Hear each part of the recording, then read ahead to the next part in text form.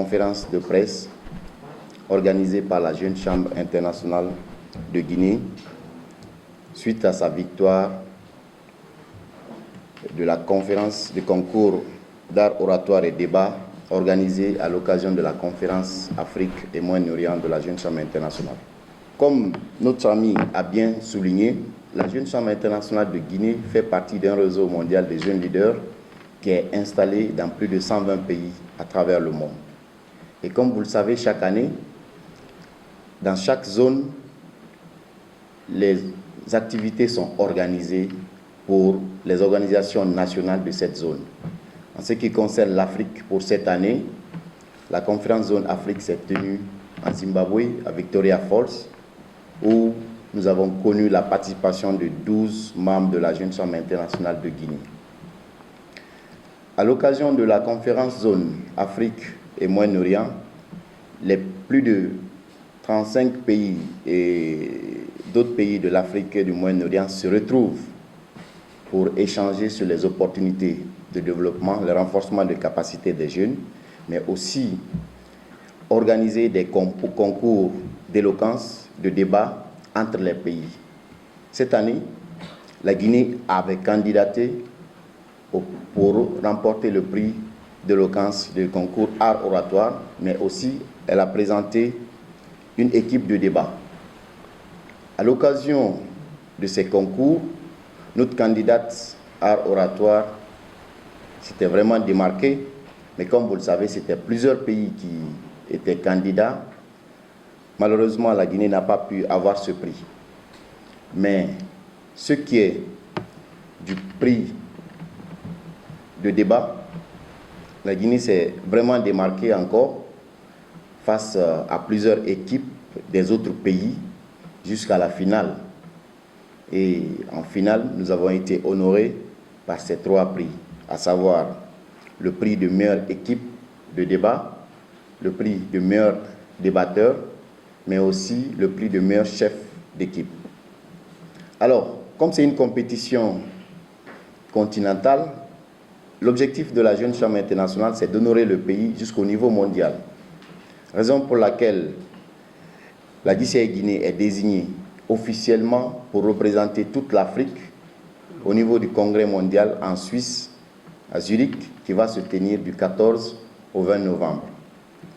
C'est pourquoi il est très intéressant pour nous, en tant que jeunes leaders, en tant qu'organisation bénévole, de mettre sur place publique les efforts fournis par ces jeunes leaders, par ces jeunes bénévoles qui ont mouillé le maillot de la Guinée jusqu'en Zimbabwe, honorer le pays et revenir avec ces 3 trophées. Comme vous le savez déjà, nous sommes dans un régime où l'un des 5 R, c'est le repositionnement.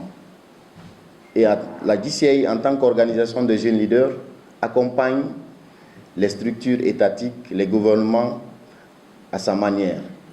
Et voici l'une de nos manières à accompagner nos gouvernements, à savoir repositionner la Guinée au niveau international.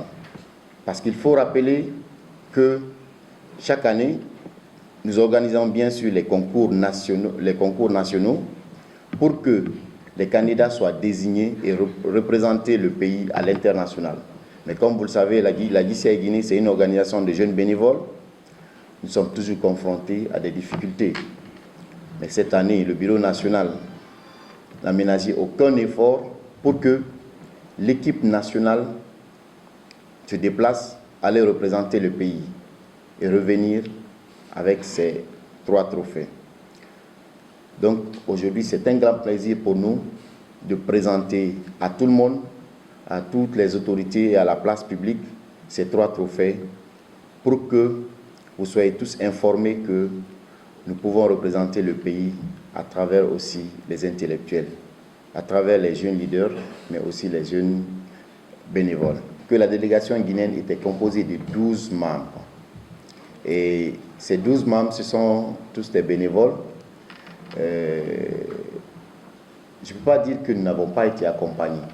Mais nous, le souci pour nous, c'était de faire participer nos candidats à cette compétition, pour ne pas que la Guinée soit absente comme il fut le cas les années précédentes. Parce qu'il faut noter que nous faisons toujours les compétitions au niveau national dans les années passées, mais après, nous n'arrivons pas à faire voyager les candidats pour représenter le pays. Et je voudrais d'abord souligner que je suis le plus heureux de cette compétition parce que depuis 2011, la Guinée a commencé à prendre effectivement part à cette compétition. Et moi-même, j'avais représenté la Guinée, mais on a occupé la 2e place. Donc, après avoir mouillé des maillots et qu'aujourd'hui je me retrouve avec des jeunes qui ont pu atteindre cet objectif, qui nous a enlevé de la 2e place depuis 2011 pour nous ramener à la 1re place, j'estime que je suis le plus heureux. Vous savez, dans toute organisation, surtout celle de la jeune femme, la vocation est de construire les leaders de demain. Comment on peut construire les leaders de demain si les jeunes ne s'exercent pas à défendre leurs opinions, à vendre leurs idées, à parvenir à persuader le public? Tous les grands leaders sont ceux qui parviennent à persuader leurs interlocuteurs. C'est cet exercice quotidien que nous exerçons au sein de notre organisation pour aider nos membres à mieux se perfectionner. Cette année, vous allez vous poser la question pourquoi maintenant là on fait une conférence de presse. Mais nous, on connaît la portée de cette conférence parce que vous imaginez l'Afrique et le Moyen-Orient réunis rien que pour apporter ces trophées-là. Et que nous, on arrive à arracher ça dans leurs mains. Je pense que c'est une grande chose. Et qu'à l'appui de ça, on nous dit, c'est vous qui allez représenter toute l'Afrique et le Moyen-Orient. Je pense que la représentation n'est plus maintenant nationale, est devenue intercontinentale. Alors, nous, en tant que ministère, on ne peut pas travailler seul. On peut travailler avec les organisations de la société civile et d'autres. Mais on a vu, parmi les organisations en Guinée, la Jeune Chambre internationale est une organisation très sérieuse. Et c'est pourquoi nous avons recruté nos membres du jury des concours que nous organisons. Nous avons misé sur la Jeune Chambre internationale. Et j'avoue que les résultats ont toujours été acclamés. On n'a jamais eu de difficulté lorsque les résultats sont proclamés par les membres du jury venus tous de la Jeune Chambre internationale. Et je crois que depuis qu'on est parti, même quand on partait, j'avoue que j'étais en contact direct avec M. le ministre Guillaume Aving. C'est le lieu pour moi de le rendre hommage parce que depuis qu'il est venu à la tête du département, vraiment il est en train de se battre pour promouvoir le mérite au niveau de ce département. Et c'est pourquoi il était tout le temps avec moi, tout en contact. Et il m'a dit, j'ai une confidence, il m'a dit, M. Gadri, je veux la 1re place. Et le président Touré a dit tout de suite là qu'il est le plus heureux, mais je pense que je suis le plus heureux parce que moi je ne suis pas de la Jeune Chambre internationale. Et c'est le ministère qui m'a désigné, c'est le ministère qui a pris en charge ma participation. Et il y avait une mission. La mission c'était de partir, de revenir avec le 1er prix. Et le ministre n'a pas manqué. Il n'était même pas en Guinée, il était à Paris. Il m'a envoyé un message pour dire, Gadri, quand je lui ai dit, bon, on est en demi-finale, il dit, Gadri, je vais la 1re place. Et imaginez quand votre patron vous dit qu'il veut la 1re place, donc je ne peux plus dormir. Et Dieu merci, on a fait une très bonne sélection. Alors, je dirais que moi, je suis fier de l'éducation que j'ai eu à avoir chez nous, ici en Guinée. Parce que quand on est sorti du pays, on est parti au Zimbabwe, bah là, franchement, entre nous déjà, le travail qu'on a pu mettre en place, ça a prouvé que dans nos salles de classe, on néglige parfois nos professeurs, ces enseignements, mais il se peut que c'est la valeur, c'est la vision que nous avons de ces enseignements-là qu'on ne considère pas. Parce que, franchement, l'éducation que nous avons est la bonne, mais on exploite très mal. Je me rappelle, je ne sais pas c'est lequel de nos chefs voilà, qui me disait, quand on était au restaurant Zulu, il disait, quand on disait, mais la ville, elle est bonne, les jeunes sont bien éduqués ici. Il nous a posé une question. c'est vrai. Le problème chez nous, on ne prend pas les choses par la tête. Est-ce que tu as vu un jeune ici, les samedis, faire chaud de la rue? Est-ce que vous avez vu ici des jeunes se mobiliser pour faire fin de mois? On n'en a pas, il n'y en avait pas. Tous les jeunes, ils étaient occupés. C'est pour dire que si on envie l'éducation des autres, c'est quelque part, on ne prend même pas en considération nos propres éducations, l'éducation que nous recevons de nous-mêmes. Nous, on est sortis du pays, on est parti montrer des jeunes en étudiant, en élèves, et moi qui ai fini il y a seulement 2 ans, avec des grands, des Béninois barbus, qui étaient là.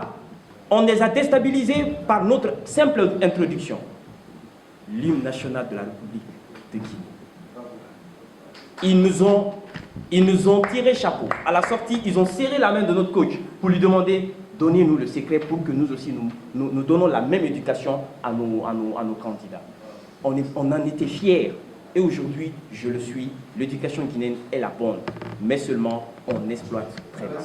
J'aimerais dire cette phrase de Martin Luther King qui disait ceci, je cite. Quoi que vous fassiez, dans tout ce que vous faites, faites-le bien.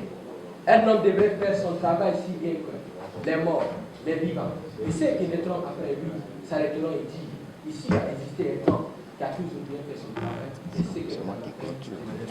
Quand quelqu'un a la jeune chambre, c'est très simple. La première condition qui est primordiale, il faut être âgé de 18 à 40 ans. La deuxième étape, il faut suivre un certain module de base que nous appelons premièrement la connaissance de la jeune chambre, parce qu'il ne faut pas intégrer une organisation sans pour autant connaître sa jeunesse. Donc ce module va te permettre un peu de connaître l'histoire de cette organisation, quelles sont les valeurs que nous défendons. Il y a un deuxième module qui est aussi très important, c'est les procédures parlementaires. Les mêmes techniques d'animation ou d'organisation de réunions que les Nations Unies. Le dernier module, c'est le projet du nouveau membre. Parce que nous avons estimé qu'en tant que membre, si vous intégrez une autre organisation, vous pouvez choisir votre chemin en étant motivé par soit un ou plusieurs volets au sein de cette organisation. Nous venons de sortir d'une conférence de presse très constructive et satisfait parce que nous disons que médias, c'est le 4e pouvoir. Nous venons de remporter un grand prix avec 3 trophées à l'international. Et le seul moyen de vendre notre équipe, nos jeunes talentueux, c'est d'organiser une conférence de presse, raconter à tout le monde comment nous avons obtenu ce prix et comment nous sommes arrivés là. Donc, nous sortons de cette conférence de presse très satisfaits et honorés par ces jeunes dynamiques, par ces jeunes leaders, parce que cette conférence nous a donné l'occasion de montrer que nous avons été des jeunes leaders bénévoles qui ont eu à mobiliser les fonds, qui ont eu à mobiliser des partenaires pour représenter le pays. Aujourd'hui, la Guinée est sacrée champion débat pour toute l'Afrique et le Moyen-Orient à l'occasion d'une conférence qui a abrité plus de 500 à 800 membres. Et nos jeunes sont sortis talentueux et victorieux. Il fallait un tout petit peu susciter ce saut d'orgueil en eux. Bref, c'était sur de petits détails, hein, parce que la compétence déjà était là, le talent il était là. À titre d'illustration, notre candidate en art oratoire, elle a eu la meilleure prestation en termes de contenu, en termes d'intonation, voilà. Mais il y a juste un petit détail qui avait manqué.